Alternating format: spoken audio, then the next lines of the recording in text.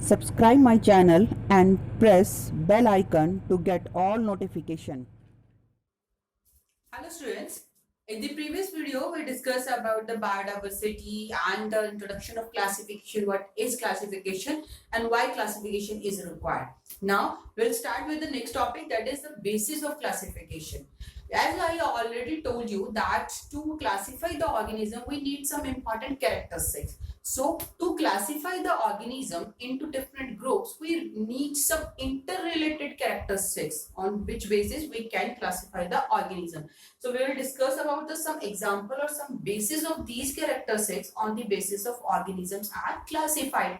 तो देखते हैं कि किन कैरेक्टरिस्टिक्स के बेसिस पे इन ऑर्गेनिजम्स को क्लासिफाई किया जाता है डिफरेंट ग्रुप्स के अंदर. This is the pattern which are the many scientists are following for the classifying the organism into different groups. First thing, that characteristics are based on the nature of the cells.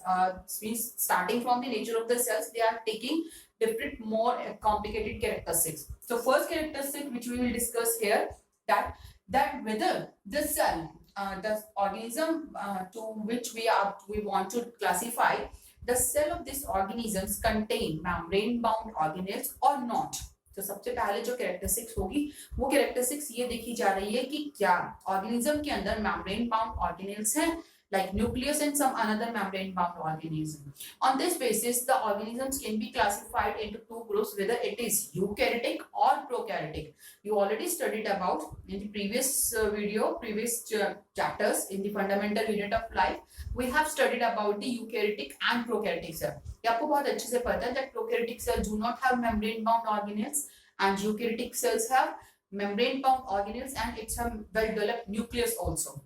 So on the basis of this first characteristic, the organisms are divided into two categories or two groups. Here two groups are formed on the basis of the characteristics that whether the cell has a membrane bound organelle or not. So on which basis two groups are formed, prokaryotic or eukaryotic. क्या हो रहा है, बस simple language में समझने की कोशिश करते हैं. हम ये कैरेक्टरिस्टिक्स डिस्कस कर रहे हैं जिनके बेसिस पे क्लासिफिकेशन किया जाता है कि आपने एक ग्रुप बनाने के लिए आपने कैरेक्टरिस्टिक्स को चूज किया, उसके बाद उस ग्रुप के बाद आप नेक्स्ट सब ग्रुप बना रहे हैं. सब ग्रुप के लिए you have to take some another characteristics and then further if you want to make some more subgroups then you have to take some another characteristics. तो अब हम वही characteristics discuss कर रहे हैं on the basis the different groups and subgroups are formed. So first characteristics here which is taken is the that cell contain a well developed nucleus and membrane bound organelles or not. अगर membrane bound organelles or well developed nucleus present होगा then the cell is known as eukaryotic cell and it is kept into the eukaryotic category. उसे हम eukaryotic के group के अंदर include कर देंगे. But if cell do not have a membrane bound organelles and a well developed nucleus, then the cell will be, that organism will be placed into the group which is related with prokaryotic. So here we form a first group, first classification हमने कर दिया on the basis of first one category. Second characteristic which is taken here for the classifying the organism later, that these cells चाहे prokaryotic हो या eukaryotic हो, हमने देखा है कि next उसके बाद अब क्या होगा. After that, it is means considered that the cells of these organisms are unicellular or multicellular. Whether the cells are present into the group or it is individual.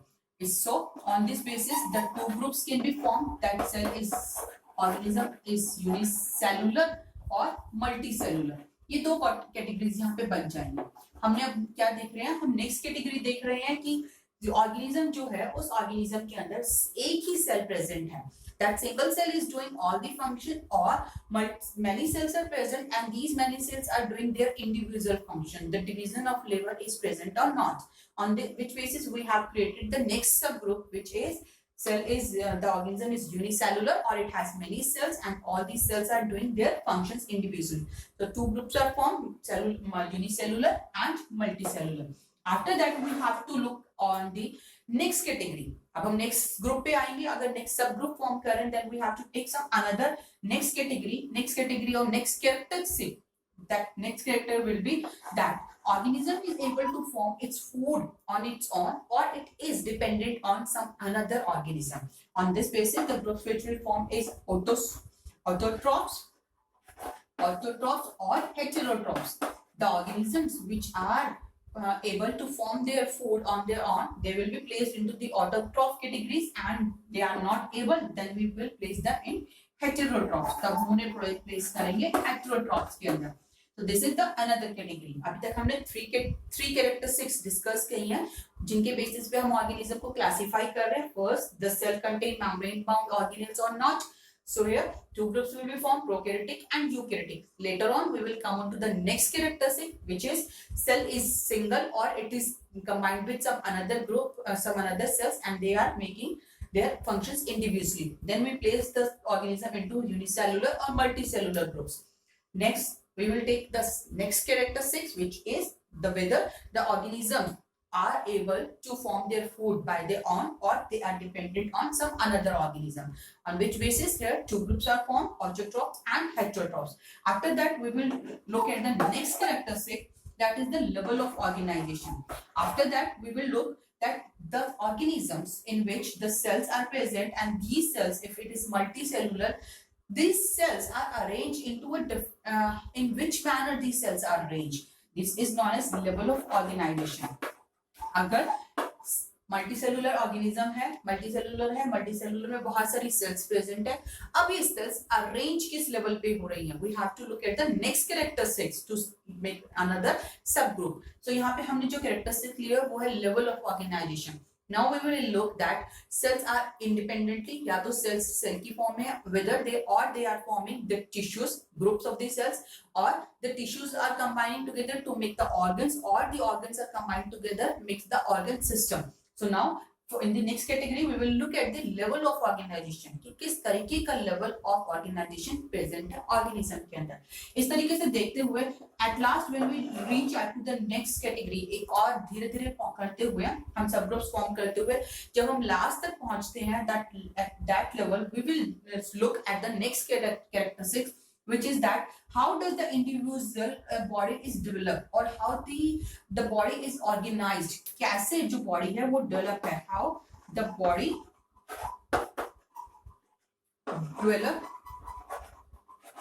and organize, or we can say organized into different parts, or we can say that is there any special organs are also present or not, कोई special organs भी present है या नहीं है. अगर कोई special organs present होंगे, कोई स्पेशल कैरेक्टरिस्टिक्स प्रेजेंट होगी, तो हम उसको किसी डिफरेंट ग्रुप में प्लेस करेंगे, और अगर नहीं है तो we will put them some another group. So on these characteristics, on the basis of such kind of characteristics, we are making some different subgroups.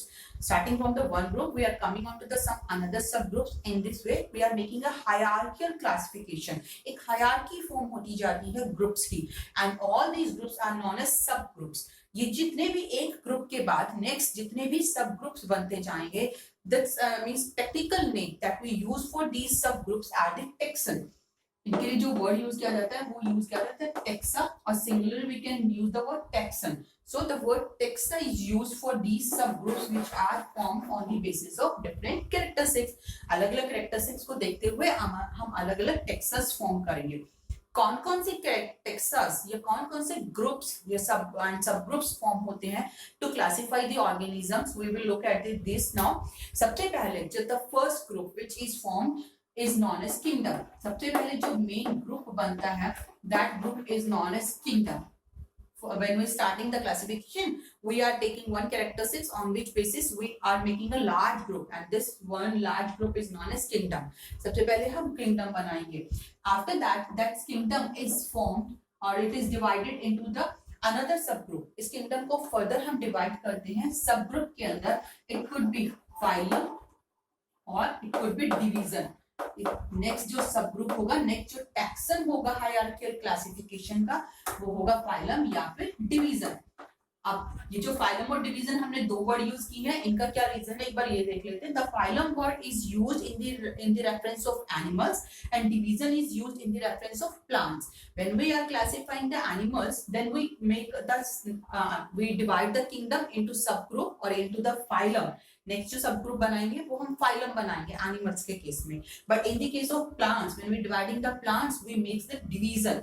उस केस में हम डिवीजन वर्ड यूज करेंगे. That sub group of that is formed after kingdom is known as division in the case of plants. यहाँ पे आप लिख सकते हैं that it is used in the case of animals. Animal की case में हम फाइलम बोलेंगे और प्लांट्स के केस में हम इसे डिवीजन बोल देंगे. That is the another taxon which is used after kingdom.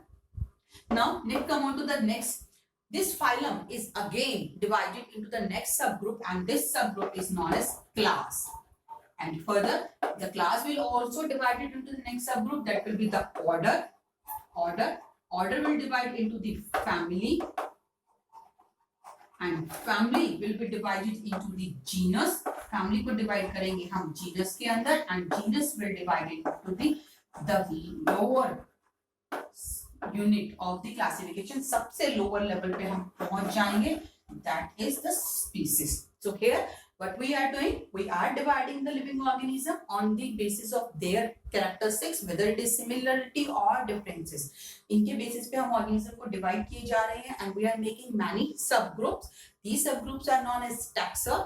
Individually हम taxon word use करेंगे, but all these are the taxas. These are the taxas, and the first taxa, first group is the kingdom. This is the broadest group, सबसे बड़ा group होगा kingdom. Then kingdom is divided into the phylum. Phylum is subdivided or make the subgroup of the phylum is class. After that order, then family, then genus, and lowermost सबसे basic जो taxa होगा, ये सबसे जो main हम सबसे नीचे की जो unit पे पहुंच जाते हैं classification की, that is the species. So species is the basic unit, सबसे lower unit होगी classification की, जिसके बारे में, जिसमें all the means individual have the same type of characteristics. Species के अंदर जितने भी organism होंगे उनके अंदर similar characteristics present होंगे. So in this way we are classifying the organism, and this order of the taxas or this order of the subgroups in the classification is known as hierarchical classification. This is the hierarchical classification. We have to follow the sequence. ऐसा नहीं है कि आपका मन किया आपने पहले kingdom कर दिया, उसके बाद आप बात कर रहे हैं order की, and then you are talking about the phylum. No. Each and every time when you are explaining any plants, any organisms, any animals, you have to follow this sequence. आपको इस sequence को follow करना पड़ेगा, and this sequence is known as hierarchical level of classification. So here we discuss the hierarchical level of classification. Many scientists try to classify the organism. बहुत सारे scientist ने इस तरीके से एनिमल्स को क्लासिफाई करने की कोशिश किया, एंड some got succeeded. कुछ लोगों को सक्सेस मिली, कुछ को नहीं मिली. तो अब हम बात करते हैं some important types of classifications, or we can say some different means pattern of the classification that was adopted by some different scientists. किसकी साइंटिस्ट ने किस तरीके से क्लासिफिकेशन करने की कोशिश की सभी लिविंग ऑर्गेनिजम्स के लिए. So we will start from the first. सबसे पहले जो क्लासिफिकेशन प्रपोज हुआ था, that was known as two kingdom classification. इसके अंदर क्या किया गया था? two kingdom classification. अब two kingdom है, देखो यहाँ पे हमने देखा है kingdom, the broadest group, जो सबसे main group होता है, that is the kingdom. तो यहाँ पे हम सिर्फ kingdom की ही बात कर रहे हैं. We are not moving on to the lower parts of the lower taxon of these kingdom. हम सिर्फ एक बार kingdom की ही बात कर रहे हैं. टू किंगडम सिस्टम जो क्लासिफिकेशन दिया गया था सबसे पहले, that is the first system of the classification. It's known as two kingdom system classification. In this type of system, this classification is given by the scientist name is Carolus Linnaeus. Carolus Linnaeus.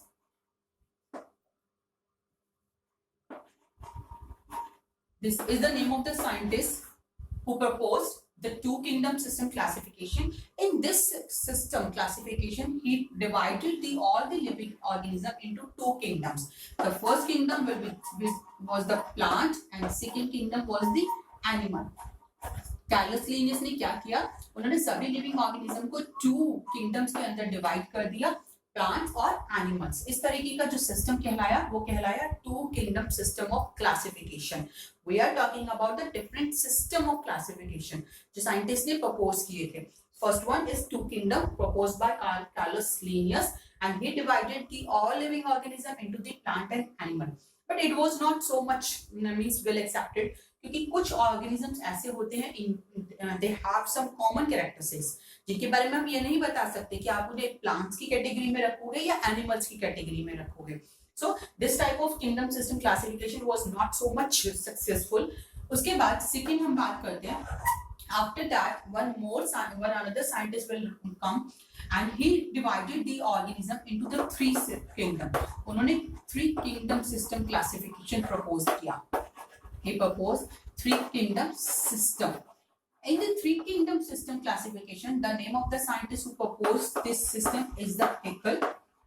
Ernest Haeckel, we can write the complete name. Ernest Haeckel. He proposed the three kingdom system classification.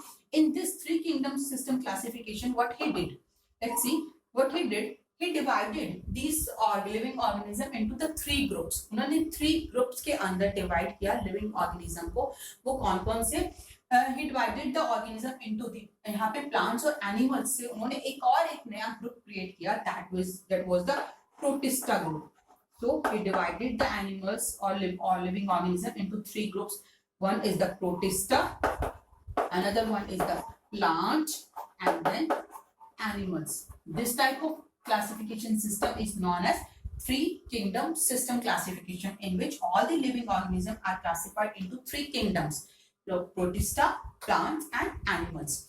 And after that, 4 kingdom, 5 kingdom, such type of classification system were also proposed. After that, the most acceptable type of kingdom classification system which was in existence is known as 5 kingdom system. इसके बाद जो सबसे ज्यादा important आया, इसके बीच में आप एक 4th kingdom system भी कर सकते हैं, and that was also proposed by the Copland, but it is not in your syllabus, so we are not talking about. In which what happened that Protista, Monera, plants and animals, 4 kingdoms was formed. So that was known as 4 kingdom. But this is the most important type of kingdom system which is in your syllabus, that is 5 kingdom system. अब हम बात कर रहे हैं 5 kingdom system classification की. That 5 kingdom system classification was given by the scientist named R.H. Whittaker. The name of the scientist is R.H. Whittaker.